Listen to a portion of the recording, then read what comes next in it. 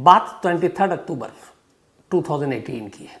23 अक्टूबर 2018 बेंगलोर में, जो बेंगलुरु है, यहाँ पर एक ओरेकल कस्टमर केयर सेंटर का दफ्तर एक बिल्डिंग में 7वीं मंजिल पर रात के करीब 11:15 बज रहे थे। तमाम स्टाफ नाइट शिफ्ट में वहाँ मौजूद थे।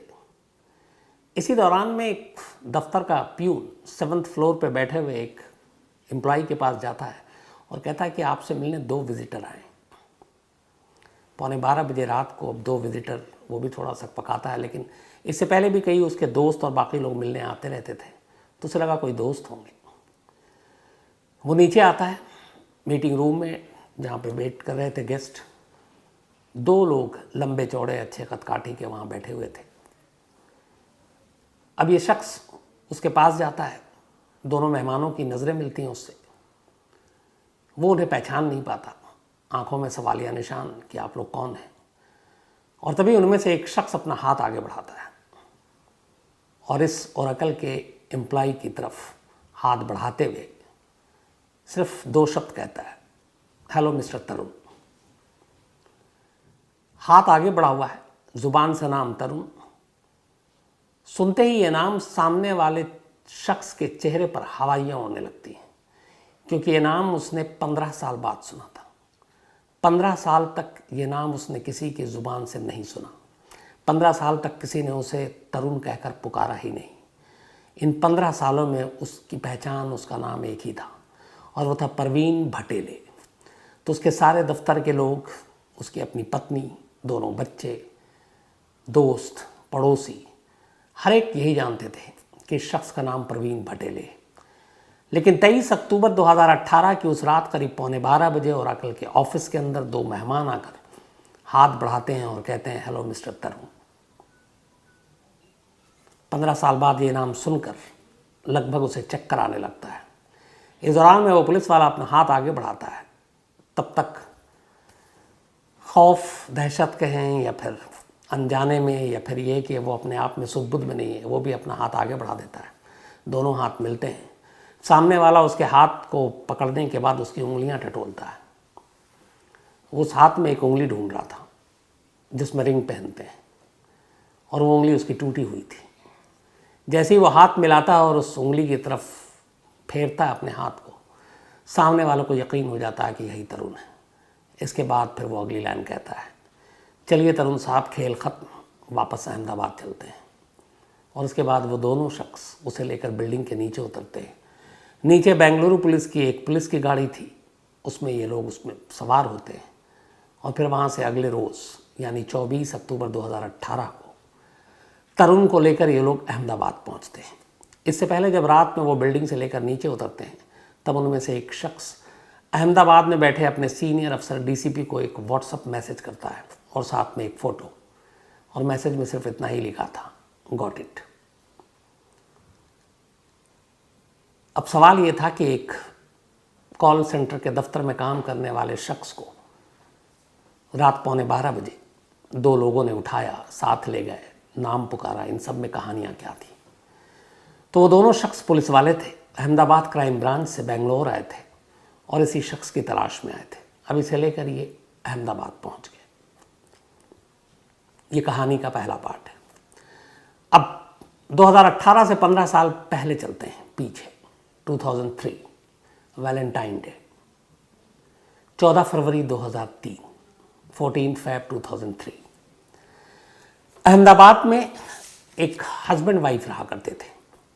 उनमें से एक का नाम था तरुण धिनराज और उनकी पत्नी का नाम था सजनी। तरुण और सजनी की शादी सिर्फ 3 महीने पहले हुई थी, दिसंबर 2002 में, और अब तारीख थी 14 फरवरी 2003। सजनी अहमदाबाद के एक बैंक में एग्जीक्यूटिव अफसर थी और तरुण धिनराज अहमदाबाद के एक स्कूल में पीटी का टीचर था और वॉलीबॉल का कोच भी। दोनों की शादी घर वालों की मर्ज़ी से हुई थी, अरेंज मैरिज थी। ये दोनों केरला के बेसिकली रहने वाले थे, केरलाइट थे, लेकिन फिर सजनी का परिवार अहमदाबाद आ गया नौकरी की तलाश में। तरुण का परिवार भी पहले केरल में था, फिर मध्य प्रदेश में रहा, उसके फादर मध्य प्रदेश में पीटी के टीचर थे। एक भाई की नौकरी अहमदाबाद में लगी, फिर तरुण भी अहमदाबाद आ गया और यहीं पर एक स्कूल में वो भी वॉलीबॉल का कोच बन गया। इसके बाद केरल के कुछ लोगों के ज़रिए इन दोनों का रिश्ता तय होता है और शादी होती है।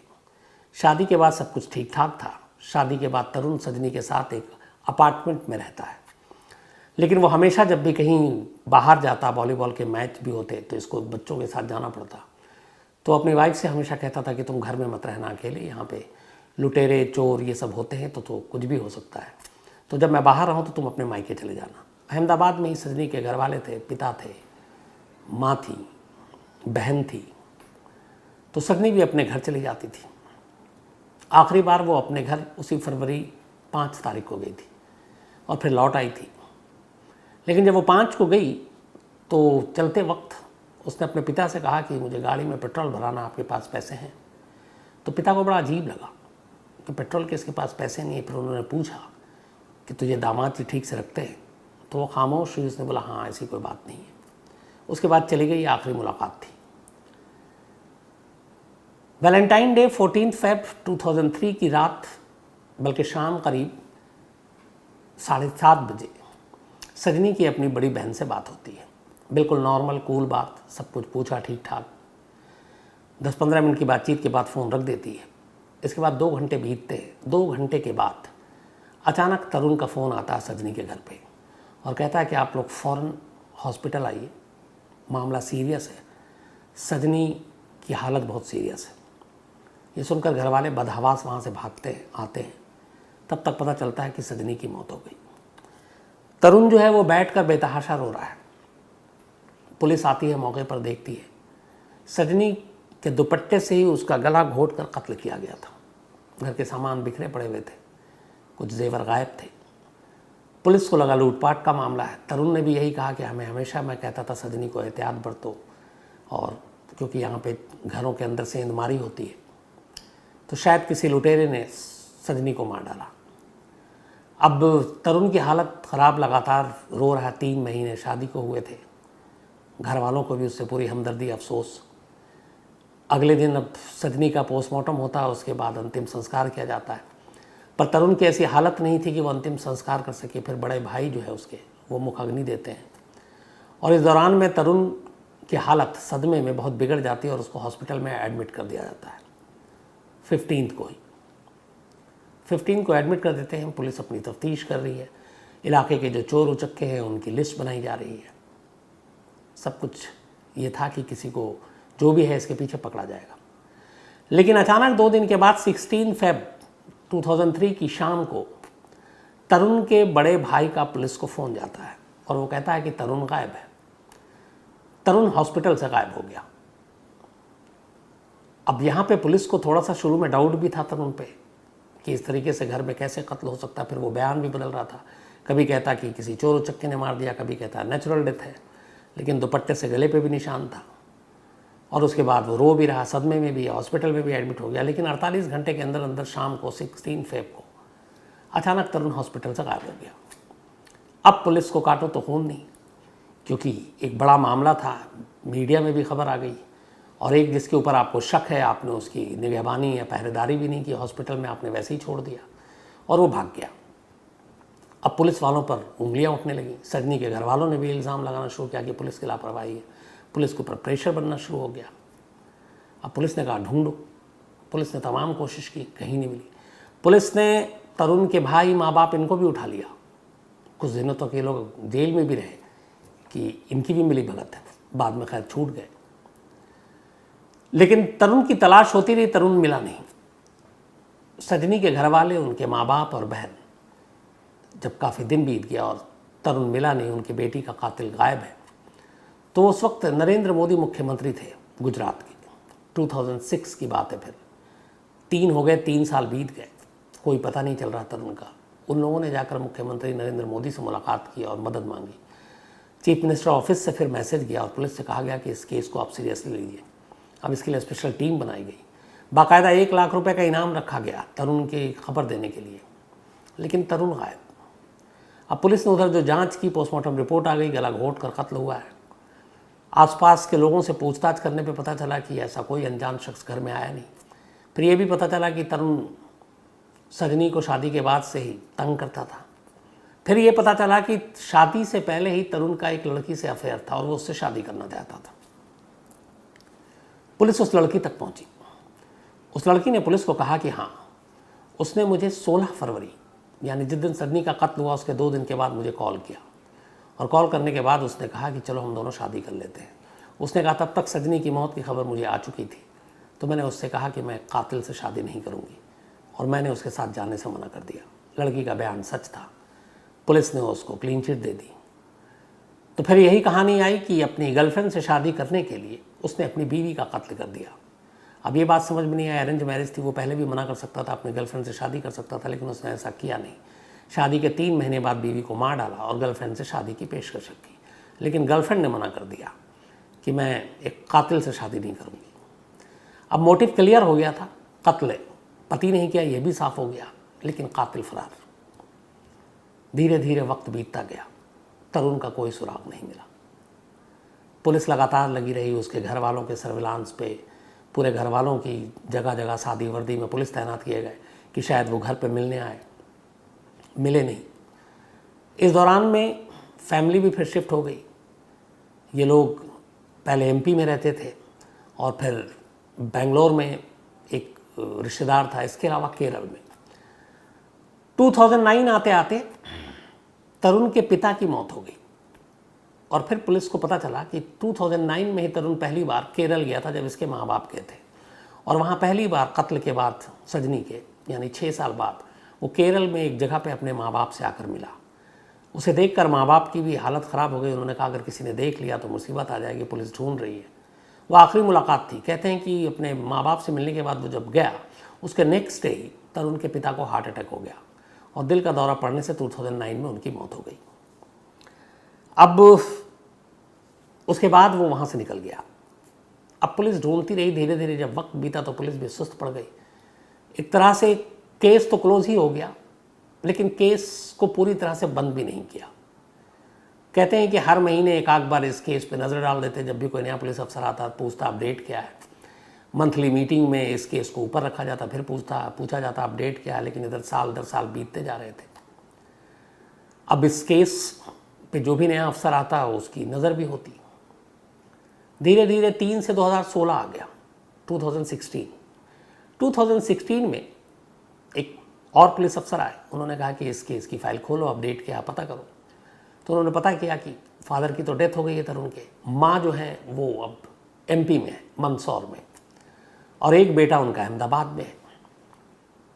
लेकिन वो कहाँ है पता नहीं। अब मंदसौर में भी पुलिस ने आगे पीछे अपने शादी वर्दी में टीम लगाई, लेकिन कोई सुराग नहीं मिला। लोगों से भी पूछा, कोई इस तरह का हुलिया का लड़का आता है, पता चला नहीं है। 2016 में उस लड़की ने जिसके साथ इश्क था तरुण का, जिसको अपनी बीवी का कत्ल करने के 2 दिन बाद उसने ऑफर किया था शादी करने के लिए, और जिसने कातिल कहकर शादी से मना कर दिया था, उससे पुलिस ने कांटेक्ट किया कि तुम्हारे पास कोई खबर आई कभी पलट के उसने तुम्हें याद किया। तब उस लड़की ने पहला क्लू दिया। उसने कहा कि हाँ, अभी 2016 में ही मेरे कुछ दोस्तों ने बताया कि उसने तरुण या उसके जैसे मिलते जुलते हुलिया वाले शख्स को दिल्ली के एक मॉल में देखा है। अब पुलिस की टीम दिल्ली के मॉल और उस इलाके को छानने के लिए अपनी भेजती है। फिर ये भी पता चलता उसी दौरान में जब देखने की बात थी, तरुण की माँ भी दिल्ली में थी। तो अब ये था कि शायद वो माँ के साथ हो, लेकिन तमाम चीज़ें खंगालने के बावजूद तरुण नहीं मिला। वक्त बीतता गया। अब 2016 के इस क्लू के बाद पुलिस को एक चीज़ का यकीन हो गया था कि तरुण जिंदा है। उसने सुसाइड नहीं किया है, कहीं और नहीं भागा है, बल्कि देश में है। इस दौरान में जब तब खबर आती, कभी उसको गुजरात में देखने की बात आती, कभी महाराष्ट्र में, कभी मध्य प्रदेश में, कभी बेंगलोर में, कभी केरल में। 5 राज्यों और उसके पूरे फैमिली के अराउंड 4000 फ़ोन नंबर मोबाइल के, इनको खंगाले। 4000 नंबर्स जो उसके दूर के रिश्तेदार, दोस्त, ताकि कब कहाँ से किसी के पास फ़ोन आ जाए और वो क्लू मिल जाए, सब बेकार। माँ के नंबर को भी पुलिस ने रडार पर रखा हुआ था। तो उस माँ के नंबर से ये पता चलता था कि ये कुछ लोगों से तो बात कर रही हैं केरल और ये, लेकिन जितने भी लोग थे वो सब रिश्तेदार थे। तरुण शायद किसी नंबर पे बात नहीं कर रहा था। पुलिस अंधेरे में थी। धीरे धीरे अब इस बात को 15 साल बीत गए, 2018 आ गया। 2018 आने के बाद अब पुलिस का ये था कि टीम लगी हुई थी अपडेट में कि इसको ढूंढना है। इसी दौरान अब पुलिस ने, जो ये अनम्मा एक रिटायर्ड नर्स थी, ये तरुण की माँ, तो एक भाई अहमदाबाद में था, उस भाई को पूरी तरह से ग्रिल किया, उस भाई के तमाम सर्विलांस लगाए, नंबर लगाए, बट उसे पता चल गया कि इस भाई के साथ तरुण कांटेक्ट में नहीं है। तो अब ले देकर पूरी फैमिली में एक ही कैरेक्टर, जिसके साथ तरुण क्लोज भी था अपनी माँ के। तो पुलिस की पूरी उम्मीदें अब उसकी माँ पे ही टिकी थी।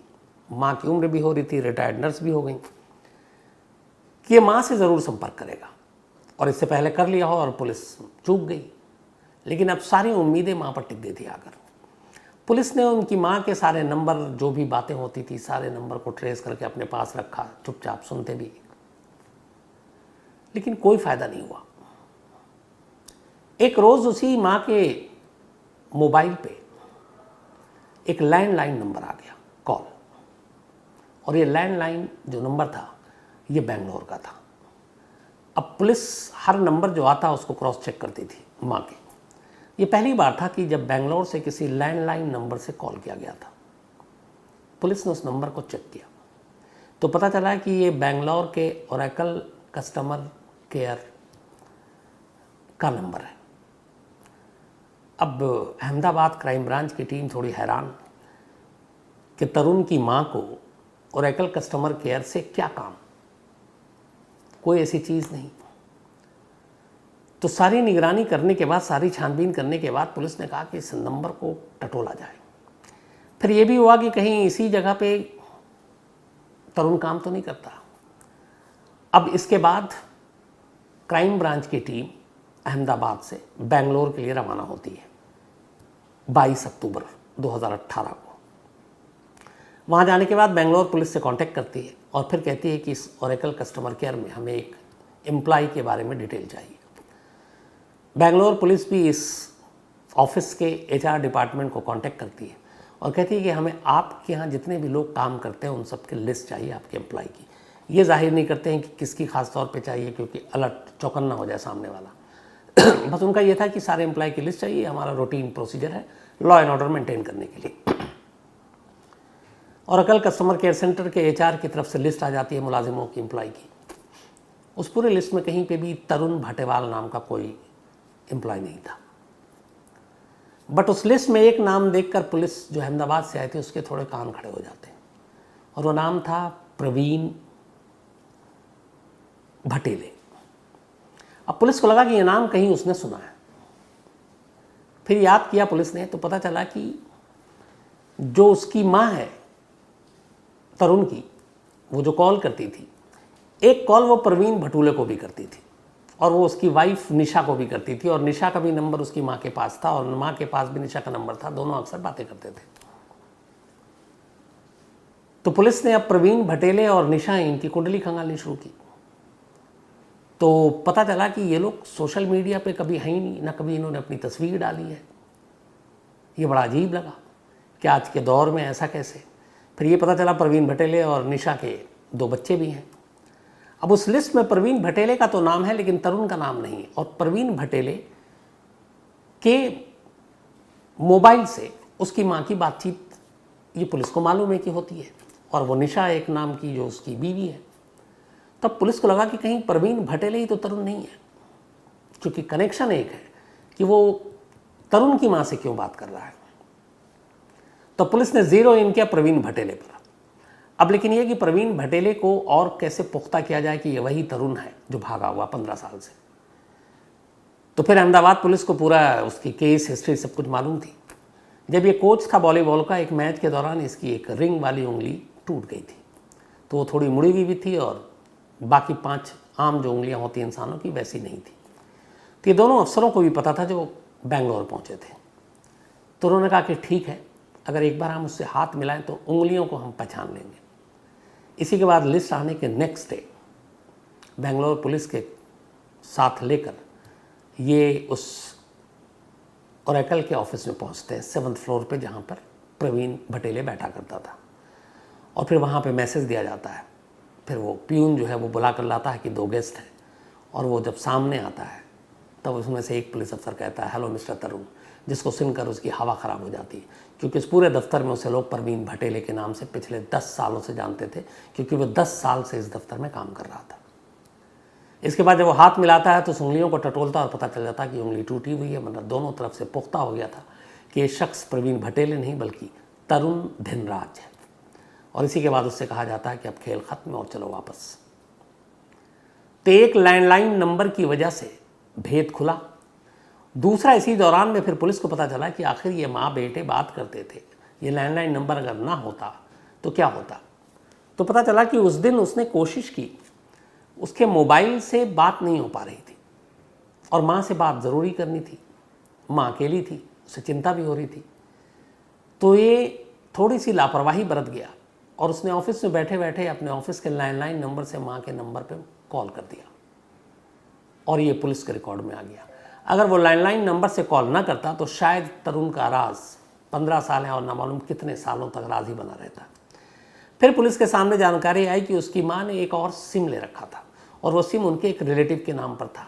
उस रिलेटिव को, दूर के रिलेटिव थे, पुलिस ने अपने फोकस में लिया नहीं और उस सिम का इस्तेमाल उसकी माँ सिर्फ और सिर्फ तरुण से बात करने के लिए करती थी और तरुण भी उसी सिम पे ज़्यादातर कॉल किया करता था।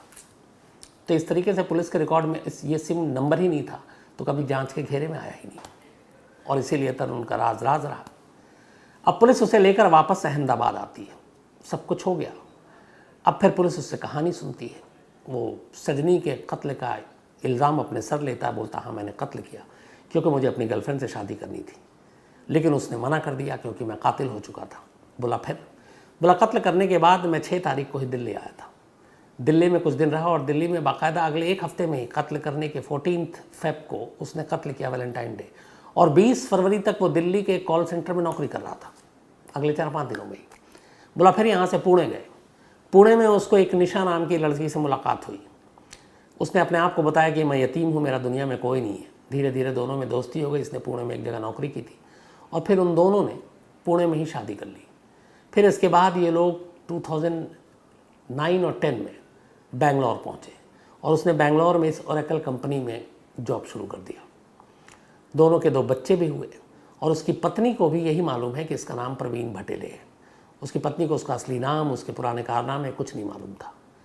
तो जिस गर्लफ्रेंड के लिए उसने कत्ल किया उससे तो शादी की नहीं, एक दूसरी लड़की से शादी की, फिर 2 बच्चे हुए और बेंगलोर में रहने लगा। लेकिन एक सवाल अब भी अपनी जगह कायम था कि आखिर तरुण धिनराज प्रवीण भटेले कैसे बन गया, ये नाम उसका किसने चुराया। पुलिस ने इसके ऊपर भी तफ्तीश की। पता चला स्कूल और कॉलेज में इसका एक दोस्त हुआ करता था मध्य प्रदेश में और उस दोस्त का नाम था प्रवीण भटेले।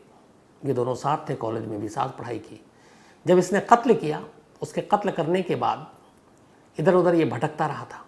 फिर एक दौर ऐसा आया जब ये पहुंचा भोपाल। उस वक्त प्रवीण भटेले भोपाल में था और ये वहाँ उसकी शादी हो गई थी। ये उसके साथ भी रहा कुछ दिन तक। उसने कुछ कोचिंग सेंटर शुरू किए थे, उसने कहा मैं भी करूँगा। इसने कुछ दिन उसके साथ काम भी किया। फिर प्रवीण भटेले के आधार कार्ड, ड्राइविंग लाइसेंस और पासपोर्ट, इन तीनों को उसने वहाँ पे स्कैन किया और फिर उन नामों को अपना नाम दिया और उसमें तस्वीर अपनी लगा दी। तो आधार कार्ड भी प्रवीण भटेले के लिए, तस्वीर अपनी, ड्राइविंग लाइसेंस भी, पासपोर्ट भी, और लेकर चला गया। और इधर प्रवीण भटेले को पता नहीं। प्रवीण भटेले भी एक स्पोर्ट्स का कोच, अभी हरियाणा में शायद काम कर रहे हैं कहीं। इतना ही नहीं, इस ओरेकल में नौकरी के दौरान इस फर्जी नाम जो किसी और का चुराया हुआ, फर्जी पासपोर्ट जो किसी और का चुराया हुआ जिसमें उसकी तस्वीर लगी है, 3 बार वो यूएस भी हुआ है, अमेरिका। लेकिन एक गलती 15 साल के उसके इस राज को खोल गया। अगर उसने उस दफ्तर में उस दिन बैठकर लैंडलाइन नंबर से अपनी माँ को कॉल ना किया होता तो शायद तरुण का राज ही रहता, तरुण शायद प्रवीण भटेले ही रहता।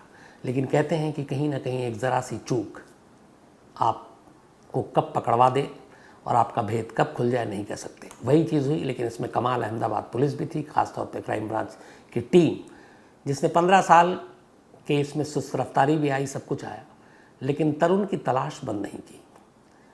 तरुण अब जेल में है, साबरमती जेल में, और जो कुछ उसने किया है उसके लिए उसे सज़ा भी वैसे ही मिलेगी।